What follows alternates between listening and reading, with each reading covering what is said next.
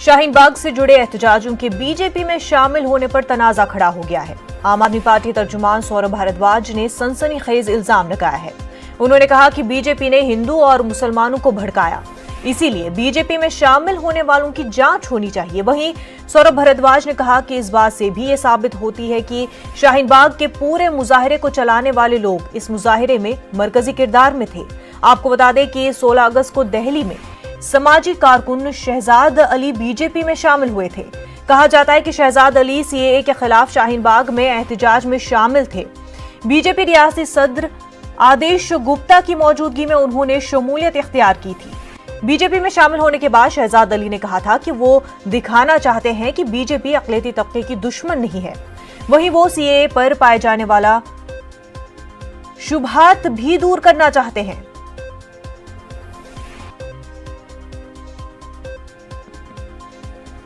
प्रवेश साहिब सिंह वर्मा हो, गिरिराज सिंह हो, योगी आदित्यनाथ हो,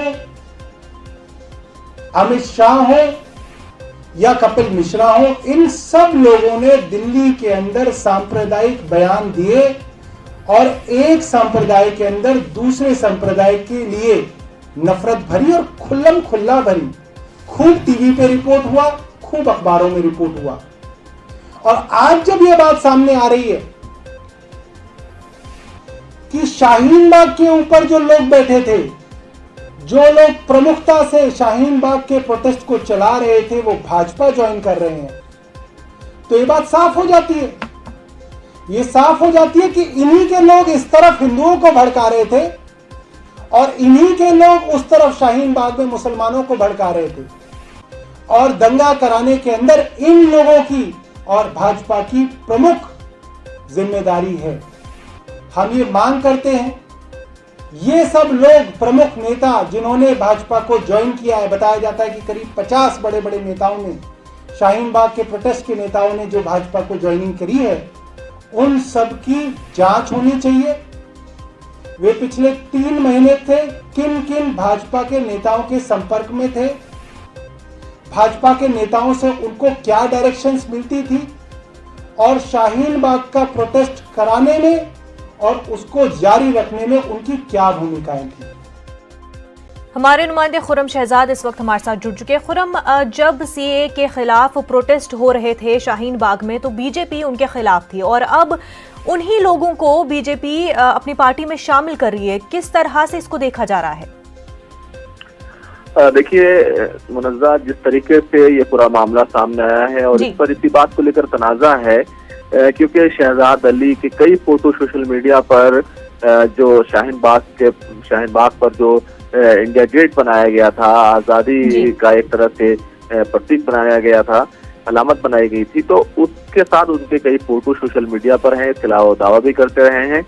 हालांकि देखा है कि जिस तरह से 16 अगस्त को ये लोग शामिल हुए हैं, आदेश गुप्ता जो दिल्ली के बीजेपी के सदर हैं वो मौजूद थे, निकत अब्बास जो तर्जुमान हैं वो मौजूद थी, मुकेश गोयल मौजूद थे, तो इनको पूरे तौर से ज्वाइन कराया गया है और इसी बात को लेकर तनाजा है। लेकिन बहुत ज्यादा सरगर्म थे, कितना सरगर्म थे ये लोग, क्योंकि अभी तक जिस तरह से देखा गया है कि सीएए के खिलाफ जो एहतजाज हो रहे थे उसमें जो मुतहर्रिक और फाल लोग थे, उन लोगों को गिरफ्तार किया गया है और उन पर यूएपीए लगाया गया है।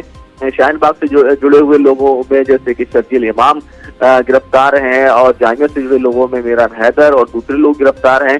तो ऐसे बहुत सारे लोग हैं जिनको जो मुतहर्रिक थे उनको दिल्ली पुलिस ने पहले से गिरफ्तार किया हुआ है। ठीक है, इस पूरे केस में अगर देखें तो इल्जाम और जवाबी इल्जाम का ये पूरा सिलसिला है, क्योंकि इस जो इल्जाम लगाया गया है कि बीजेपी इस पूरे प्रकरण के पीछे थी, इस पूरे एहतजाज के पीछे थी और उससे सियासी फायदा उठाने की कोशिश की गई, तो ये सियासी इल्जामात हैं और जाहिर सी बात है अगर इस तरह का कोई मामला है तो एजेंसियां हैं वो इस मामले की जांच कर सकती हैं कि ये आखिर ये 50 लोग जो बीजेपी में शामिल हुए हैं क्या वो किस तरीके से इस एहतजाज में पार्टिसिपेट कर रहे थे और उनका क्या किरदार था।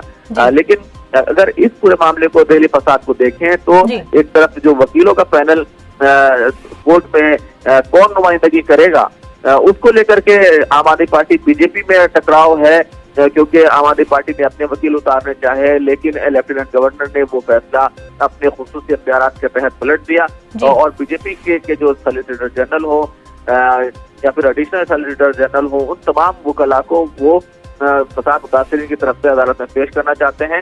तो अब ये तो मामला जो है सीधे तौर पर सियासी हो गया है, पहले भी सियासी था और सियासत जो दिल्ली के लोग अंजाम करना पड़ा है, 53 लोगों की जाने गई हैं, वो कहीं ना कहीं बहुत ही अफसोसनाक बात है। बिल्कुल खुर्रम, बेहद शुक्रिया आपका तमाम तफसीलात के लिए।